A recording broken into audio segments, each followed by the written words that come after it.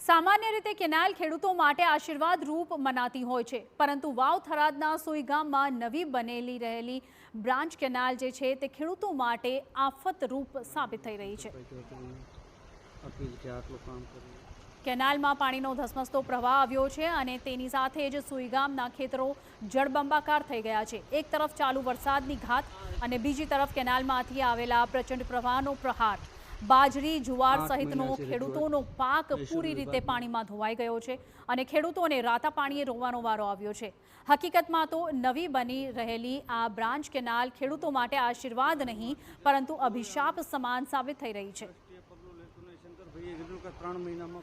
હકીકતમાં દેવપુરાથી સુઈગામને જોડતી 32 કિલોમીટર લાંબી નવી બ્રાન્ચ કેનાલનું નિર્માણ થઈ રહ્યું છે, પરંતુ આ કામ ગોકળ ગતિએ ચાલતા ખેડૂતોને પડતા પર પાટું જેવી સ્થિતિ સર્જાઈ છે।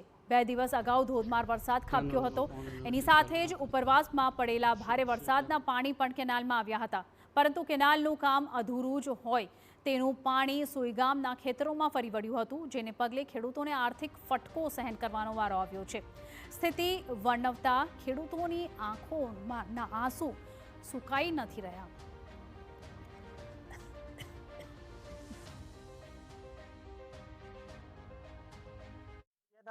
બાજરી જુવારનું વાવેતર તો બધું તણાઈ ગયું છે। એના લીધે મને ભારે નુકસાન થયું છે અને અમે એના માટે વળતરની મોક સખત કરીએ છીએ, પણ પોર જઈ સાલ 25ની અંદર મને વળતર નતું આવ્યું ને અત્યારે આમાં ગોળ ગોળ રમાડી રહ્યા છે કે આ દાલા કાલ આવે। હજી કોઈ આવ્યું નથી સર્વે કરવા માટે। જે ટેલ નામ કે અહીંયા બિલકુલ કામ થયું નથી, એના હિસાબે અમારે જમીન ધોવાય છે, બરાબર। અને એમાં અસંખ્ય ખેડૂતોને નુકસાન છે।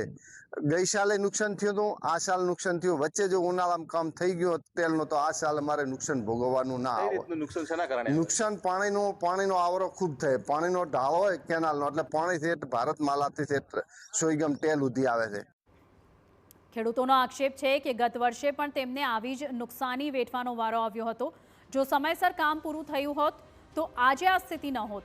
આક્ષેપ છે કે તંત્ર દ્વારા ઝડપથી કામગીરી નથી થઈ રહી અને બીજી તરફ લોકોની રજૂઆતોને પણ સાંભળવામાં ન આવતી હોવાનો આક્ષેપ સામે આવ્યો છે।